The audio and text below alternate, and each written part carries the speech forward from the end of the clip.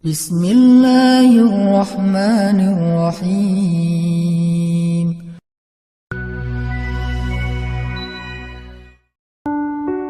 Takadu tajidu fiha rahilatan. Manusia itu seperti 100 ekor onta, dan di antara 100 ekor onta itu atau 100 orang itu hampir kamu tidak mendapati satupun yang bernama rahilatan, yang mampu mengangkat beban lebih. Sehingga di sini Nabi SAW seolah-olah mengajarkan kita, memotivasi kita agar belajar menjadi rahilah.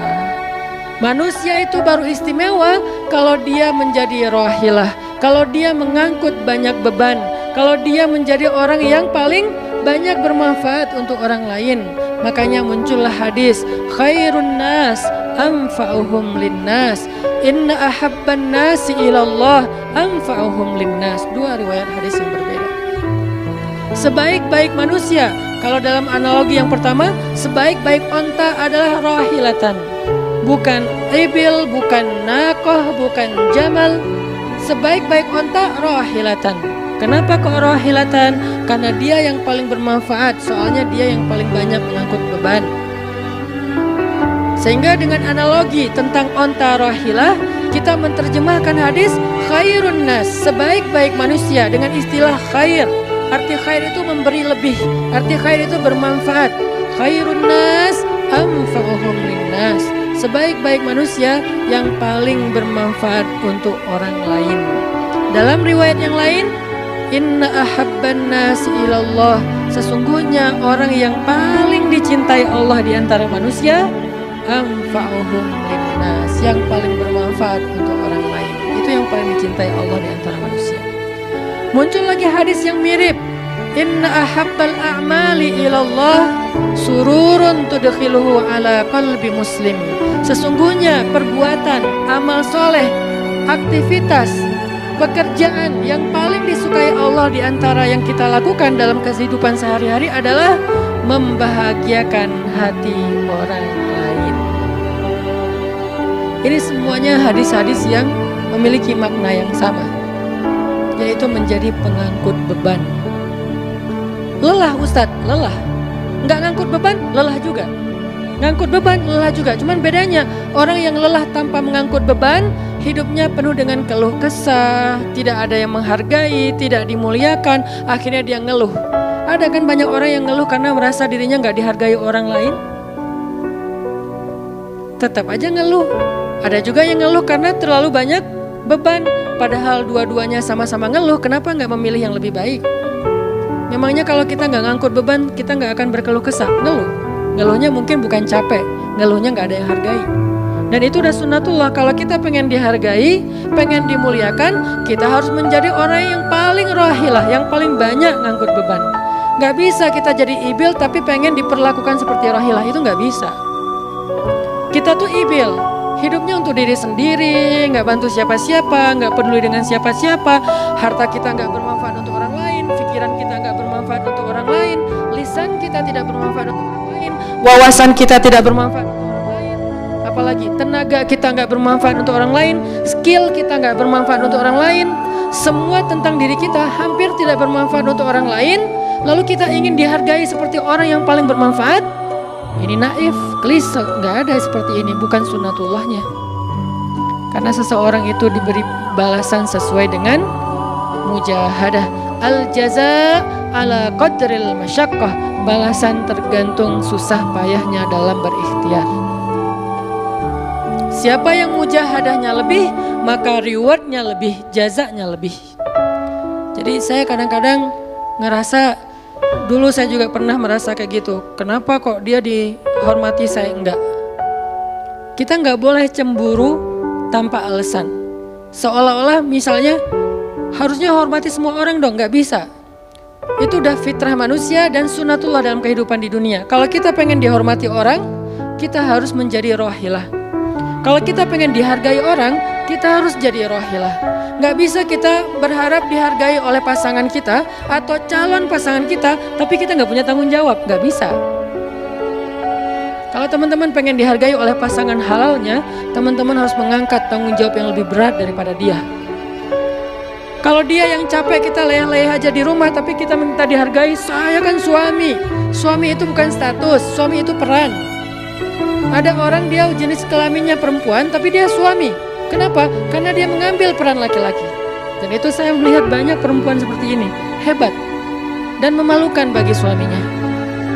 Di beberapa tempat saya melihat suaminya di pagi hari nggak kerja, cuma nongkrong-nongkrong aja di warung.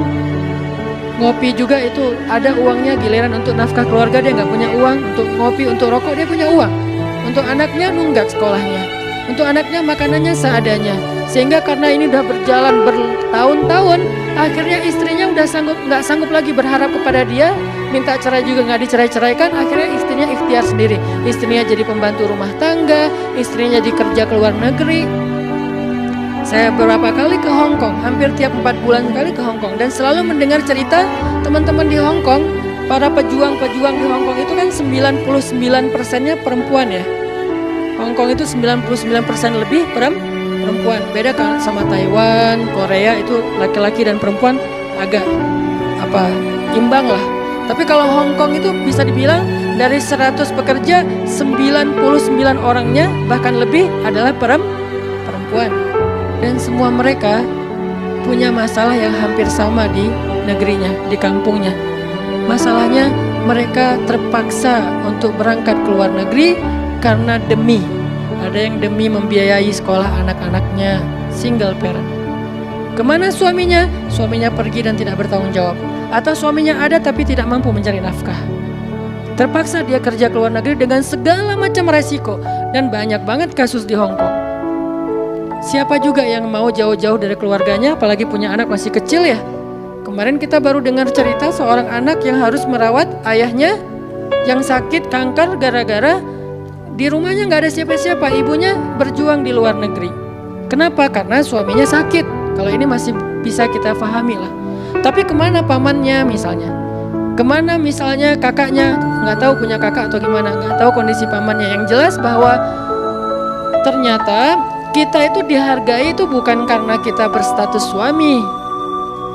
Kita dihargai karena kita berperan sebagai suami, bukan berstatus sebagai suami. Kalau suami pengen dihargai, ambillah peran suami. Laki-laki pengen dihargai, ambillah peran laki-laki. Apa peran laki-laki? Tanggung jawab. Ambil sebanyak mungkin. Kalau kita udah menikah, tanggung jawab kita tuh kalau mau lebih, jangan cuma istri. Ambil keluarga istri untuk kita ambil tanggung jawabnya. Adiknya istri, mungkin keluarga istri kita nggak mampu, adiknya kita sekolahin. Mertua sakit, kita biayain. Nanti siapa lagi? Keluarga besarnya ada masalah, kita biayain, kita hutangin. Kalau misalnya kita nggak sanggup memberikan hadiah atau sedekah, ambil amanah, tanggung jawab itu ambil semampu kita. Itulah contoh Rasulullah SAW. Makanya Nabi ketika sudah menikah dengan Khadijah, yang tinggal di rumah Nabi itu bukan cuma anak kandung beliau. Ada anak angkatnya Zaid bin Harithah. Ada sepupunya Ali bin Abi Thalib. Ada banyak lagi keluarga besar Khadijah yang tinggal bersama Nabi. Sehingga rumah Nabi itu adalah rumah yang banyak sekali orang-orang yang ditampung oleh beliau. Itu yang disebut dengan anfa'uhum linnas. Ambil tanggung jawab yang besar. Sehingga Khadijah tuh respect banget sama sosok Nabi Muhammad. Bahkan sebelum Nabi dapat wahyu. Sehingga gak disebut Nabi, respect sama sosok seorang Muhammad. Apalagi setelah beliau dapat wahyu, beban beliau bukan lagi keluarganya sekarang. Beban beliau adalah umatnya. Yang diurus oleh Nabi bukan lagi keluarga sekarang setelah dapat wahyu, umat. Dan umat di sini lintas nasionalisme. Ada yang datang dari Persia, namanya Salman Al-Farisi. Ada yang datang dari Romawi, namanya Suhaib Ar-Rumi. Ada banyak sahabat-sahabat yang lintas kabilah, bukan hanya orang Quraisy.